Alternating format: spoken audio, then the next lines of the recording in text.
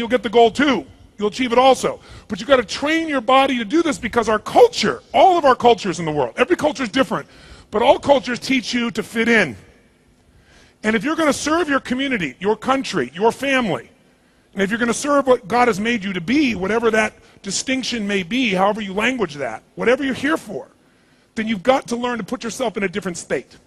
So I'm saying to you, how many of you would like to have more joy, more happiness, more excitement, more ecstasy in your life? How many would like to have a lot more of all those things? Raise your hand, say aye. Anyone opposed to those feelings? Okay, good. Then we're not going to wait for them to happen. Emotions don't just happen to you, you do them. You do them by the way you use your body and by what you focus on. Those two together create your emotions. So if we change the way we move, we change the way we feel. So here's what we're going to do. I want you to imagine this goal you said earlier you really want. A goal, a dream, a desire, a fantasy, that if you could achieve it, it would so excite you. How many thought of one already? You know one that would really excite you. If you got one, raise your hand right now and say aye. Great. I want you to imagine right now you just achieved that goal. You really achieved it. How will you feel?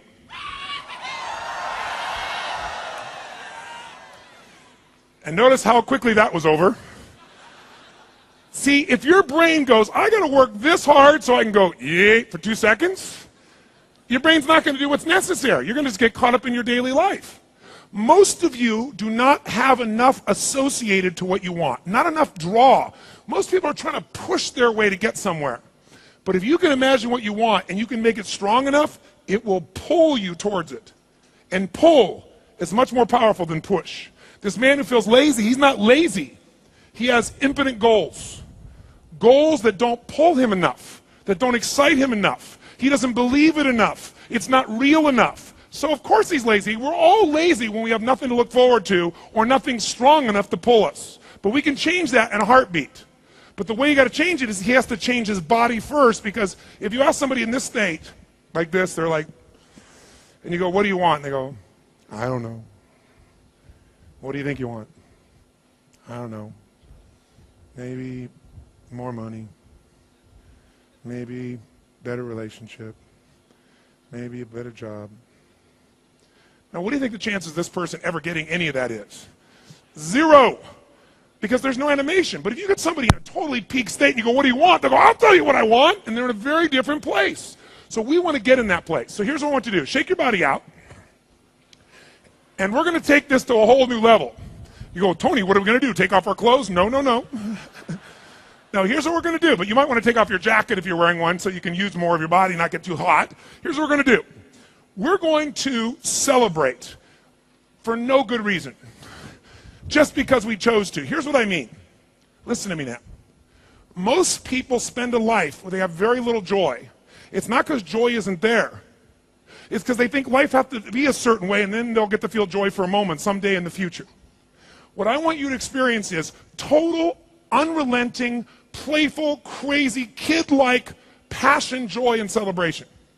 Now here's what's interesting. Most people almost never do this, do they? Very rarely. Now, I'm telling you this because when most people celebrate is when they have a baby, right? Oh my God, it's a boy, it's a girl, and you see people, and they might even hug a stranger, and it's okay. When else do people really celebrate? When they finish school, yeah, I did it. Oh shit, now I have to go to work. When else do they celebrate? Come on, when else? That's right, sports. Right? When a local sports team wins a national championship, show me what happens. Come on, show me with your body. What do people do? Go!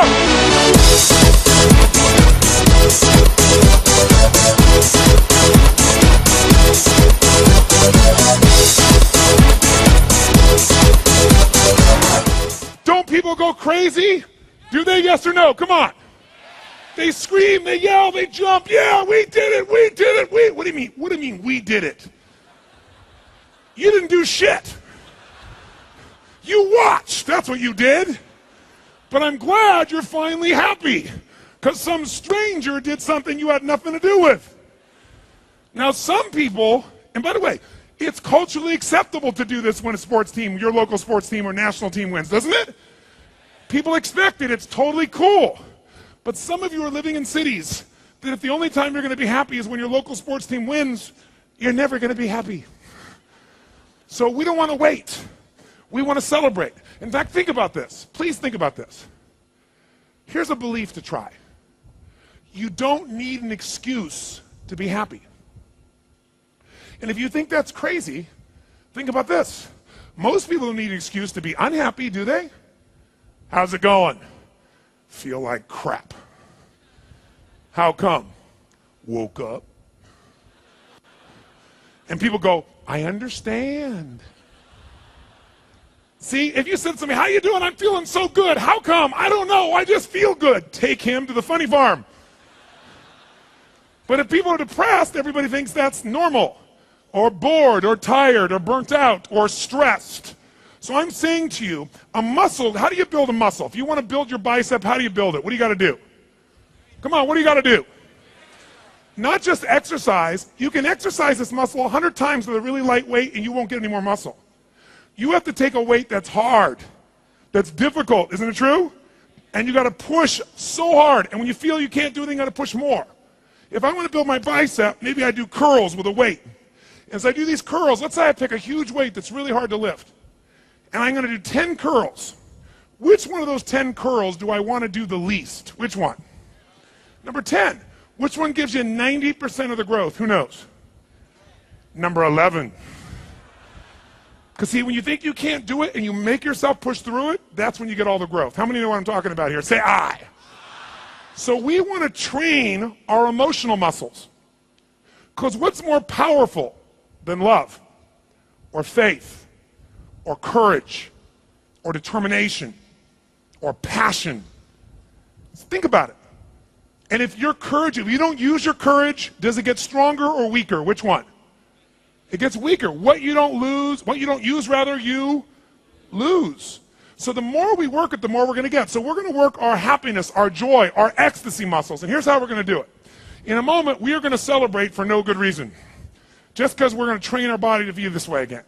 And so the way we're going to do this is I'm going to remind you, since many of you have not celebrated in a long time, that if you were a little kid and you were celebrating, you would use your whole body. So here's the first key to celebration. Your feet must come off the ground. None of this, hey, stuff. I know that looks cool and shit, but it won't actually change you. So you got to get your feet off the ground, especially if you're old mentally, especially. Second thing is you must extend your body while you're doing this, because as you extend your body, you open your diaphragm and it changes your biochemistry. Third, how many of you use sounds when you're really excited about something, or at least when you're a kid? How many make sounds? Say I. Right now, just make some crazy sounds of excitement. Come on, make some sounds. Come on. Try another one. Try another one. Try another one. Try another sound. Whoa!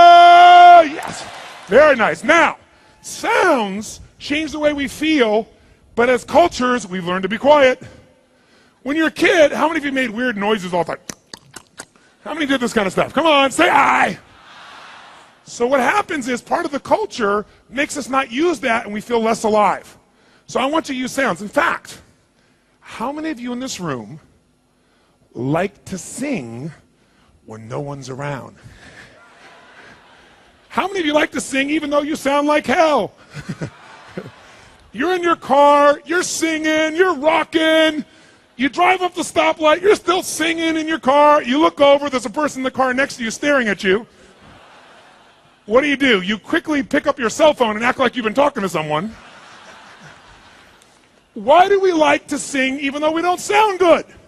Because in order to make sounds, you have to move parts of your body. Emotion is created by motion. If you don't use it, you lose it. So we're going to leap, we're going to extend, and we're going to use our voices. And we're going to celebrate like the greatest sports team won, like you had the ultimate achievement of your goal, like the happiest moment of your life. Now we're going to do this celebration for just 15 seconds. Just 15 seconds. Because if we do more than that, you're going to get too happy too quickly and it'll wreck your whole life. So we'll just do 15 seconds. How many want to try this? Say I. All right, in order to do this,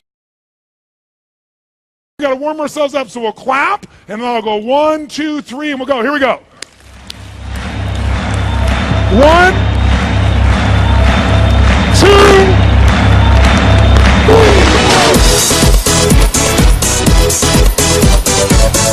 3.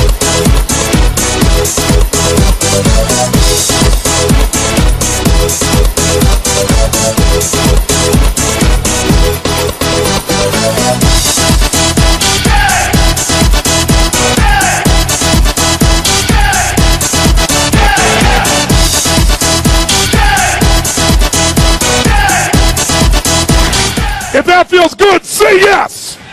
Say yes. Great. Get a high five from the people around you and grab a seat. Take a look at the people around you and notice if anybody around you did this. Oh, man. Whew. Sure glad that's over.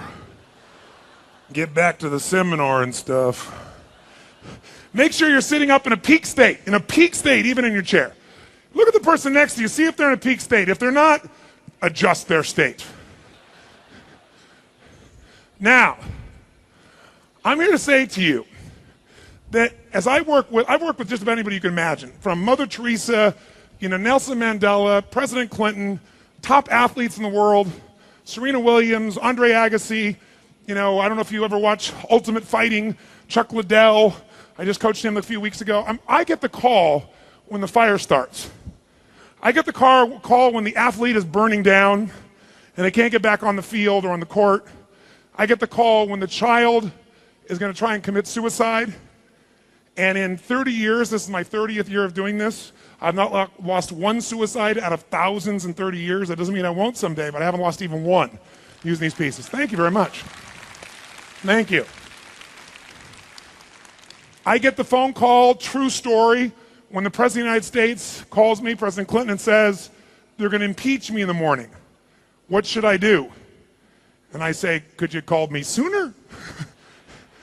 See, I get the call when I got to do something right now to help someone produce that result. And for 3 decades, for 30 years, I keep getting the call because I get results. And the reason I get results is what I'm going to teach you right now.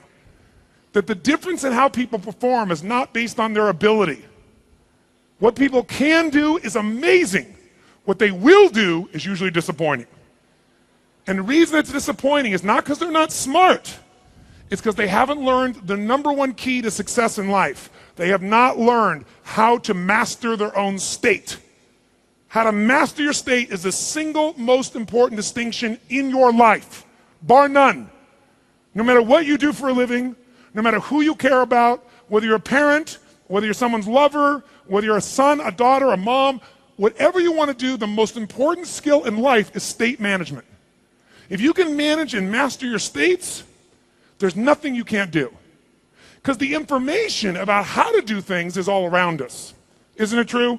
If you want to make money, there's millions of books, there's millions of seminars, you can go online, you can do a million things. You want to change your body, there's places, classes, courses everywhere. We're not hurting for information. In fact, how many of you in your life know someone, how many of you know someone that has something they need to change? They know they need to change it. They want to change it. And they even know how to change it. But they still don't change it. How many know somebody like this? Raise your hand, say I. How many of you know this person intimately? Yes. So the problem is not information. In fact, let me tell you what I've learned in 30 years of working with 3 million people from 80 different countries. At this point in my life, when you've been around 3 million people face to face, I've had 50 million people get my books and tapes. But I've been face to face with 3 million people. And I'm talking people from every walk of life, from 80 different countries, every culture in the world. Here's what I've learned. 80% of success is psychology and 20% is mechanics. 80% of success in anything is your psychology, your mindset, the emotions you bring to the table. 20% is the mechanics. The mechanics of anything can be figured out by anyone. And most people even know enough to get the job done, but they're not doing it because their psychology is messed up, their state, the place that they live. So I want to show you how to change your state, and we've already been demonstrating the number one way. The number one way of changing your state is by changing the way you use your body. But let me clarify what I mean by state first. How many of you in this room have ever done something where after you did it, you thought to yourself, I can't believe I said that. I can't believe I did that. That was so stupid. How many of you have ever done this before? Raise your hand, say I. How many of you have ever done something where after you did it, you're like, that was me. You don't know how you did it, but you impressed the heck out of yourself by doing it. How many of you have ever done this before? Say I. Now you're the same person. You have the same ability or skill. How come in one situation you're brilliant And the other one, now you're an idiot. You're the same person. Because whether you succeed or not is not based on intelligence, it's based on state first. State. And here's what's nice. Have you ever gotten in a state of mind where you couldn't remember your own home telephone number or your address or your email or how to spell a difficult word like the? Who's ever been in this place? Come on, raise your hand and say aye. On the other hand, you know, why can't you think of it? You know the answer. Because in that moment, you're in what I call a stupid state. But as you change, when you change your body or change your focus, you go, oh yeah, I remember. Because you get in a new state and the answer is there. So state is the basis of performance. You want to change your results, you want to change anything, you change your state. What are the ways we can do it? Up on the screen, you'll see there are 2 ways to change your state. If I want to change the results I'm getting, I got to change my actions. But whether I take action or not is based on the state I'm in. So what are my ways of changing state? My number 1 way we call a radical change in your physiology. And physiology is just a fancy word for the physical body. If you want to change your state, you got to make a radical change in the way you're using your physical body, your physiology. Now, what does that mean? Well, there are many ways to change your physiology. The way you move, the way you breathe, the muscle tension in your face or the relaxation. There's a zillion ways to change physiology. Some people, when they don't like the way they feel, how do most people in Asia, when they don't like the way they feel, how do they try to change the way they feel? What do? You tell me. If you don't like the way you feel, what do most people in Asia do to change the way they feel if they want to change it instantly? Shop. Okay, shopping. If you live in Singapore, that seems to be quite inviting. Now, shopping makes you do 2 things. You start moving around and doing something else, which changes your body, but it also changes the second thing, so I'll reveal it to you. The other thing that changes your state is changing what you focus on. Because what you focus on, you feel. If you start focusing on something, you start to feel what you're focusing on. If I said to you right now, all of you in this room, I'd like you right now, just for a moment, take a deep breath in, exhale and moan. Take another deep breath in, and this time make it a sexual moan. Wow, that one was deeper and louder, I noticed. Now, here's what I want you to do. Close your eyes for a moment, and I want you to focus on and remember one of the most romantic or sexy moments of your life. You don't have to tell anybody, just focus on it. They can't see, it's in your head. Think of one of the most romantic or sexy or sensual moments of your life. If you can't think of anything, that tells us a clue. Now, as you focus on it, take that imagery of what you're focusing on, make it bigger. Bring the image of it closer. Make it sound even better. And if you're feeling pretty good right now, say yes. Now, open your eyes, and the feeling change came. You didn't really change your body this time, did you? You just changed what you're focusing on. I remember the first time I ever went to racing school. I went to go learn to race cars. And I have a dear friend in the United States who's considered to be one of the top racers in the world. And he said, Tony, I'll take you through the racing course. I'll train you personally. I was like, wow, fantastic. So we got in this car for the very first time. I'll never forget this. He puts me in the right seat. He's driving. And he says, I'm going to show you what a race car can do.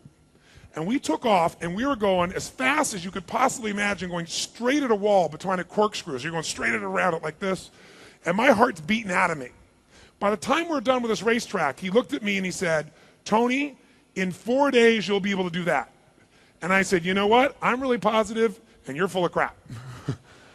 I don't know that I want to do this after 4 days. That's insane, right? I'm an aggressive guy, but that was crazy. He said, Tony, you're smart. Anybody who thinks they're going to do that in 4 days just learning to race, they'll get killed. That's not how I'm going to train you. He said, I'm going to put you in a spin car. I said, what's a spin car? He said, it's a car that we've developed where you're going to be in the person doing the driving. I'm going to be on the passenger side. And below here on my hand, down below where you can't watch, there's 4 buttons. And I can push any one of those 4 buttons without you knowing it. And when I do, it'll lift up one of the 4 wheels off the ground, and we will spin out of control in that direction. So here's what we're going to do. You're going to get in the car. You're going to drive about 120 miles an hour. He said, you're really going to go on intensely. And you have to concentrate like crazy. As soon as they see you've lost even an ounce of your concentration, I'm going to push one of those wheels, and we're going to spin out of control. And you see that wall? That wall is made of brick. We hit that wall at that speed, you could be injured, you could die, but you probably won't, but you get injured, I get injured, and you'd have to pay for the car. He said, so you really are going to have to pay attention now. I'm going to tell you the most important secret. Listen to me now. And listen to me now, all of you, because this is the secret to life. He said, Tony, to be a great racer, I don't care how smart you are, I don't care how fast you are, I don't care how diligent you are, you're going to end up in a spin one day. It may not be your fault. There may be oil on the track that you can't see. Or maybe the car in front of you will smash against the wall and his tire will pop off and smack in front of you. You are going to find yourself in a spin sooner or later. And the best racers in the world are the ones that live. And he said, the way you're going to make sure is you got to know how to come out of a spin. And I thought, isn't that a great metaphor for life? Don't we all have to know how to come out of a spin? A spin in your business, a spin like being bored or depressed, a spin, in your personal life. How do you come out of a spin determines your life more than anything else. And he said, Tony, here's all you got to remember. Listen to me. When you go start to spin out of control, just do one thing. Focus on where you want to go, not on what you're afraid of. The mind always takes you to what you're afraid will happen. You must direct your mind and body to where you want to go. As soon as he says this, he said, because what happens is, when you focus on where you want to go, you unconsciously steer where you're focusing. And I thought, this is a perfect metaphor for life. No problem, I teach this, this will be easy. It wasn't easy. I get out there the first time I'm driving in this car, and I'm going 110, 115, 120 miles an hour, and you don't think that that's going to take much concentration, but it does. And he's watching me, and sure enough, I'm ready. Push that button, baby, I'm ready. But you know what happens? Just like in life never pushes the button when you're ready, does it? It always waits till you're not ready. So sure enough, I'm ready, and then he sees me just lose a little concentration, boom, he pumps it. As soon as we do that, we start spinning out of control towards this wall. What do I immediately do? I stare at the wall, because that's what you do. Your eyes start to go there, and as you stare at it, you steer right into it. This is why if you've ever seen somebody or read about somebody who's driving down a country road in a sports car, 50, 75, 100 miles an hour, and there's like one telephone pole every quarter of a mile, and they manage to hit the one telephone pole. How do people do that? Because they go, oh my God, I don't want to hit that. And they focus on what they don't want to hit, and they drive right into it. So as soon as I do this, I start going, oh my God, oh my God. He grabs my head, and he pulls my face here where we got to turn to avoid the crash to the left. But I'm fighting him, because I want to see the death happen. Right? But he keeps holding my head, and as he holds my head here, guess what happens unconsciously? I steer in this direction. Now, as soon as you start steering the right direction, as soon as you start doing the right things, do you instantly get new results? Yes or no? No. This is the illusion. Because you've been doing this, you've been moving in this direction, you have momentum. Even though you're doing the right thing, you'll still keep skidding there. How many follow what I'm talking about here? Say aye.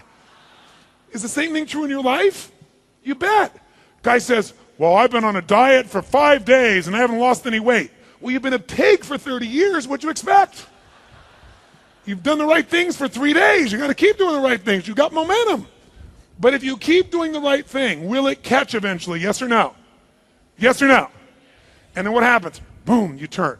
So we're like this, and he's holding my face, and I'm fighting him to see the death, but keep on doing it.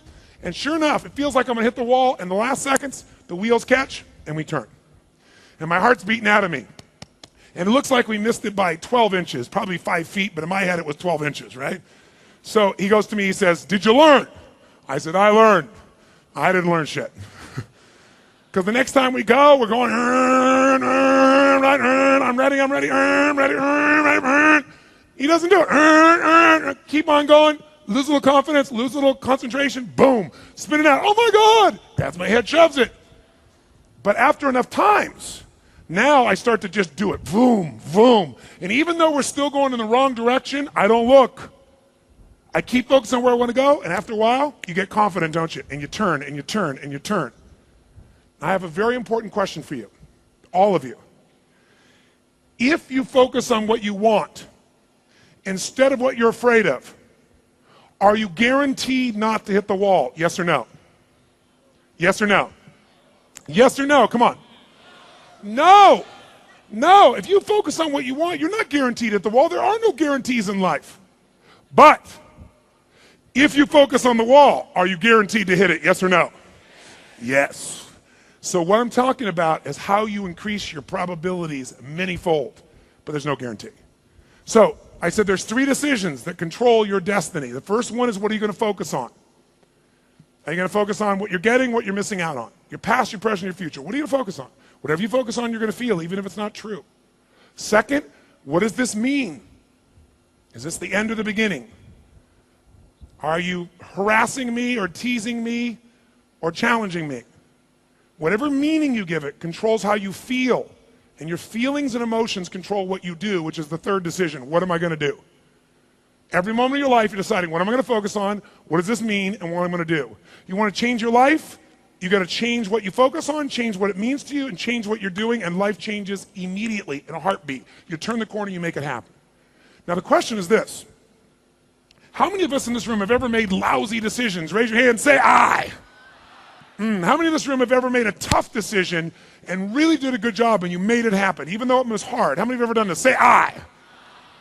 What's the difference between the lousy decisions and the good decisions? Well, there are many factors, but the number one factor is the state you were in when you made the decision. If you're in a fearful state, if you're in a frustrated state, if you're in a bored or tired state, you probably won't make the same decision as if you're in a determined state, if you're in a loving state, if you're in a playful state, if you're in a passionate state. So we need to be able to change our state quickly. So we started to play with it, but I want to show you now exactly what I mean. 2 ways to change your state. Number 1 way, a radical change in the way you use your physiology, your body. Second way, a radical change in what you're focusing on. Those 2 are what shift you. Now, some of you might say, well, Tony, I'm trying to change the way I feel. I'm doing this. I'm going, oh, this is bullshit. This is bullshit. This is bullshit. If you're doing one thing with your body and doing the opposite thing with your focus, they cancel each other out and it doesn't work. But if you do the same thing with your body and your voice and your focus, then your state changes how fast? Come on, how fast? In a heartbeat, literally. Now I have a question for you. When you're in a better state, do you treat other people better or worse? Do you perform at a higher level or a lower level at work? Are you a better lover or a worse lover? Now we're getting to the important stuff, aren't we? Now I have a question for you. Can you change other people's states by your state? A little or completely? Completely. What if they introduced me earlier and they said, here he is, the author of Unlimited Power, Awaken the Giant Within, Mr. Anthony Robbins. And I walked in, and imagine they introduced me and they said, Anthony Robbins, and I walked in like this.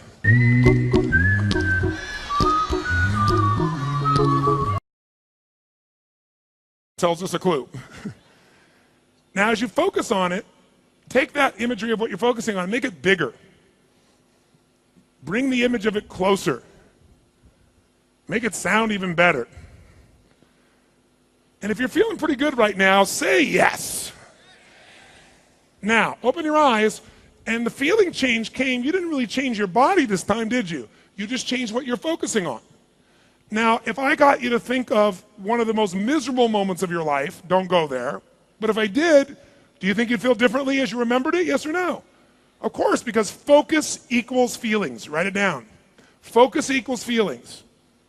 Can somebody have a great life and be miserable still because they focus on little things that bug them? Yes or no? Focus equals feelings. Can you have everybody loving you and you still feel unloved? Sure, all you got to do is focus on something that makes you unloved. Remember a time. Focus on a situation. So the 2 ways to change how you feel is change your physiology and your focus. So this woman says, if I don't like the way I feel, I'll go shopping. So when she goes shopping, she's now physically moving, and as she moves, it changes her state, and she's focusing on things she likes, things she might want to have, and that focus changes the way she feels. How else do people try to change the way they feel in this culture? If you're feeling tired or frustrated or sad or bored or angry or worried, what do you do to change your state? What else can you do to change how you're feeling? Eat. That's right. Big one is eating. Especially if you eat something you really love, you focus on it and you feel it in your body. Especially if you overeat, you start breathing again. You're no longer stressed because you breathe in your stomach. What else do people do? Drinking alcohol. Alcohol will change your state very radically by changing your biochemistry. So many of us find ways to change our states, but the problem is they have side effects. Those side effects is you feel lousy the next day, or you get fat, or you get broke with a big credit card, or whatever. So there are easier and faster ways to make these changes that have no downside. And the first and most important way is by just radically changing the way you use your physical body. Now, write this down if you would.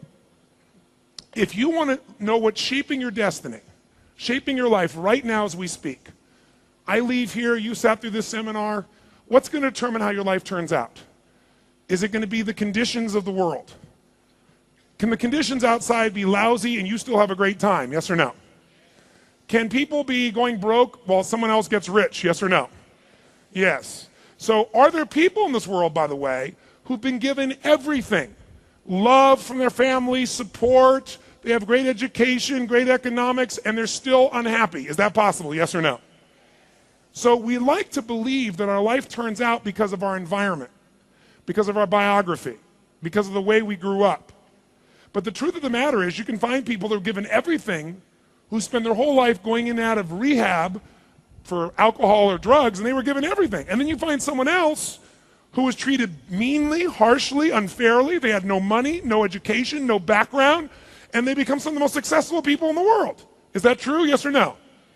So our biography, our past, does not equal our future unless we live there. If you keep focusing on your past and how it's kept you from what you want, you're right. The people that change their life, those individuals are the people who understand one power controls your life, and that is decision. If you want to change your life today, and you've come to this seminar, nothing I say is going to change your life. It can be used by you to inspire yourself to change your life, but the only thing that changes you is a decision. A real decision, by the way, is one you take immediate, massive what? Action on. If you don't take action, you didn't say a decision, you said a preference. I'd kind of like this to work out. When you decide something, when you decide, the word decide comes from Latin. It's just like incision. It means to cut off from. When you decide you're going to do something, you cut off any other possibility. You put yourself in a state that if you want to take the island, you burn your boat. Because if there's no going back, you're going to move forward. That's a real decision. Now, I want to tell you right now as you're listening to me, every single one of you, those of you who have heard me before and those who never have, your life in this moment is being controlled by 3 decisions. Here's the first one. As I'm speaking, every moment of your life, when I'm not here later on, you're going to be making this decision. What are you going to focus on? Because whatever you focus on, you feel and you move towards. Where focus goes, energy flows. Where focus goes, energy flows. I'll give you a simple example. If I want to go out and I want to, let's say, go to dinner with my husband or wife, boyfriend or girlfriend. Let's say you're going to meet your husband or wife, or your boyfriend or your girlfriend for dinner at 7 o'clock. And they tell you, I'm going to meet you at 7 o'clock. And you get to the restaurant at 7 o'clock and they're not there. Tell me what you're feeling right now. First gut response. You got there at 7, they're not there. What are you feeling? Yell it out loud. What are you feeling? What are you feeling? Okay, really angry. Some of you here said really worried. It's only 7. Let's say it's now 7:30. They've not shown up and they've not called and you're still sitting here. Now what are you feeling? Come on, yell it out loud. What are you feeling? Really angry, really worried. Okay, 2 different people here. One saying angry, one saying worried. Let's say it's now 8:30 p.m. You've been there since 7. They've not called and they've not shown up. Now what are you feeling? This woman says, full. I'm not waiting for the bastard. Good, ma'am, good. Full. So let's imagine now what happens. Why is one person worried and one person angry? Is it because the person didn't show up? No. It's because the minute you're alive, every moment you have to decide what to focus on, and then you make the second decision. What does this mean? What does this mean? The person who is mad, what are they focusing on? They're not here again. They're late again. And the meaning they give it is they don't care. Or maybe they're out screwing around with somebody else. Will that get you upset? You bet. What if the person who's worried, what are they focusing on? If they're worried, what might they be focusing on? You tell me, come on. If you're worried about the person, they didn't show up, what are you focusing on? That's right, maybe they were in an accident. And the meaning is, oh my God, maybe they're hurt. And so now you're worried. Whichever decision you make, what you focus on and the meaning you give it completely controls your life. If that person now shows up and they weren't in an accident and they weren't screwing around, the person who's angry is going to treat them in a way that makes them never want to come again. And the person who's worried will treat them completely differently. It has nothing to do with the event. It's your decisions that are controlling your destiny. So the first decision you make every moment is, what are you going to focus on? Am I going to focus on what I have or what I don't have? What I can do or what I can't do? What I'm in control of or what's in control of me? Am I going to focus on the past, the present, or the future? Whatever you focus on completely changes the way you're going to interact with people. It changes the way you feel. It changes your life, doesn't it? The second decision you make is, what does this mean? Is this the end or the beginning? Is God punishing you right now by this situation that happened, or is God challenging you? Or is God actually giving you a gift? See, the meaning you give something instantly changes the way you feel about it overnight. If you think that this is the beginning of a relationship, you're going to act very differently than if you think it's the end. The beginning of a job than the end of a job or a business. How many follow what I'm talking about here? Say I. And when you change that meaning, how fast can you change what you focus on? How fast can you change what things mean? How fast? Literally, in a heartbeat, you can change it. And when you change the meaning, everything changes. Have you ever had something in your life that really upset you, and then finally, years later, you got over it because you went back and you looked and you went, you know what? I realize now that if that hadn't happened, I wouldn't be who I am today. Even though I hated that situation, it made me stronger or more powerful or more caring. Thank God that happened. How many have ever had this happen to you? Say I. The reason you're happy today is you've given it a different meaning. You're focusing on a different aspect of it. If you change what you focus on, if you change what something means, you change your life in that instant. You want to change your life? Make a new choice. Make a new decision about what the